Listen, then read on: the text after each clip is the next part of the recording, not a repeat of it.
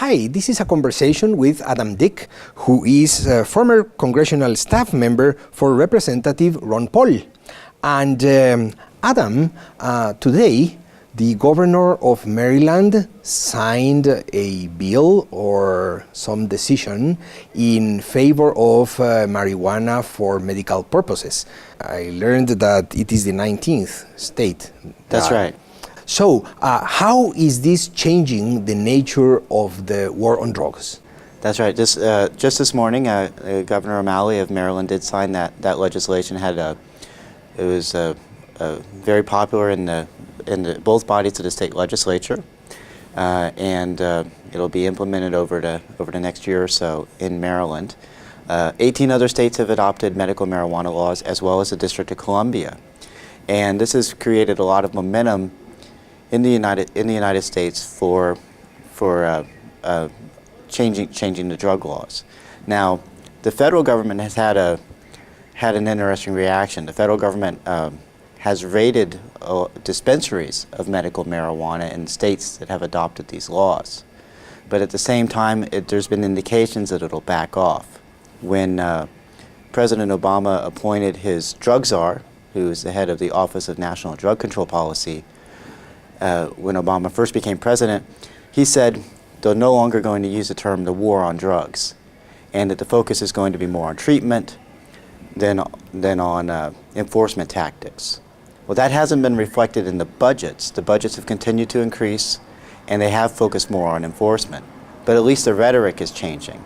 And at the same time, there have been 2 memos from deputy attorney generals suggesting that they're going to back off on prosecutions and investigations of people who are complying with state medical marijuana laws. Though at the same time, those prosecutions and investigations have continued to a fair bit. So the states are pushing for changes in the law, and the federal government is seeming like it's going to be somewhat accepting of those changes, but we don't know to what degree. 2 other states just in November passed marijuana legalization referenda, which will be put in place over the next months. And those will treat marijuana more like alcohol, where individuals don't need to show any medical need for marijuana and will be able to buy it for recreational or whatever reasons they choose. And these states are? Those are Washington and Colorado. And why is this tide of change happening? Well, I think people have realized that the war on drugs has failed, and that's a majority opinion in the United States. And I think the reaction to that is starting in the area of marijuana, because first of all, marijuana is seen as more comparable to alcohol and cigarettes that are already legal. It's seen as not any more dangerous. And the second reason is that marijuana is the most commonly used illegal drug in the United States. So there's a large number of people who have used it at one time or are continuing to use it, and people who know people who have used it at one time or continue to use it. So that's where the pushback against the drug war is really starting. And how do people realize, how do people know that the failure of the war on drugs?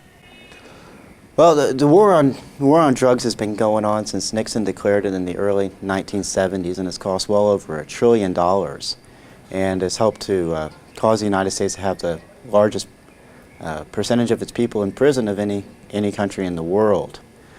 And at the same time, drug use continues to exist, and crime associated with the drug war, gangs, continue to be a problem. So it's failed on all counts. It's not reducing drug use, it's not reducing violence, and people see that, and they believe that there needs to be a change. And you have worked within the Congress. How do Congress people receive this feedback from the voters and the taxpayers? How do they process this information? Can you tell us some? Well, there's a lot of hesitancy in the Congress to push back on the war on drugs. I think there's a feeling that doing so would be harmful to their popularity. That doing so would be seen as giving up on the whole program. But at the same time, there has been progress. Congress has passed some legislation in recent years that does push back on some of the aspects of the drug war. In the 1980s, when there were increased penalties put on crack cocaine, so that at 50 grams of powder cocaine might have the same 100-to-1 ratio with crack cocaine for penalties.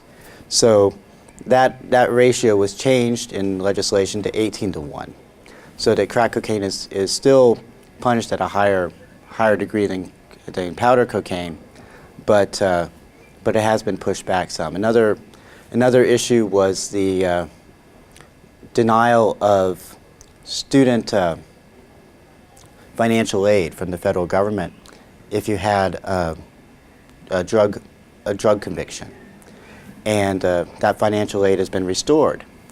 Now, that's an expansion of government, but at the same time, your financial aid was not denied if you had convictions for anything else. So it was singling out people for drug violations for a particular adverse treatment. The federal government also prevented the District of Columbia for about 17 years from implementing its medical marijuana laws that were adopted by referendum. And that was rescinded, and now D.C. is implementing its medical marijuana laws. So those are some examples of how the federal government in recent years has been taking some steps to decrease the war on drugs. Do you foresee major changes in the near future? Well, I think the state movement is going to force the federal government to back off a fair bit. I don't think the federal government has the resources without state and local cooperation to be fully enforcing, federal marijuana laws in these states that have adopted medical and legal marijuana. So I think it is going to have a real effect. If a student approaches you, a student of politics, approaches you and asks, Adam, what should I read to learn more about these processes of change within the political sphere? What would you recommend? Well, I think there's some good sources out there. For looking at the drug war, I think it's important to look at American public opinion. And there's some good reports from the Pew Center on the changing views of Americans towards the war on drugs and towards marijuana use in general. And that gives you a good idea of where the trajectory is heading. Another good thing to look at is the laws themselves in these various states. The 19 states that have adopted medical marijuana laws have very different ways of approaching the subject. And it'll be interesting to see how these different laws play out. In the United States now, since the prohibition of alcohol ended, there's still a lot of variation in how alcohol is treated. Inside a state, there might be a dry county where you can't buy alcohol, and next to it a county where you can. So we'll probably see something similar with how marijuana is treated. It'll be treated differently in different states, and even within states, different towns, different counties will have different rules. Finally, from the point of view of someone who has been in the kitchen, how can Roots organization, what are the best vehicles for Roots organizations to influence legislators and rulers about these kind of issues? Well, in the United States, people write to their representatives, send them emails, and those are paid attention to. It can have an influence if a legislator is trying to decide which way to vote on an issue. It can also have an influence where if he sees that a lot of his constituents have a view different than his, then he might not make it as much of a public priority to push his view on that.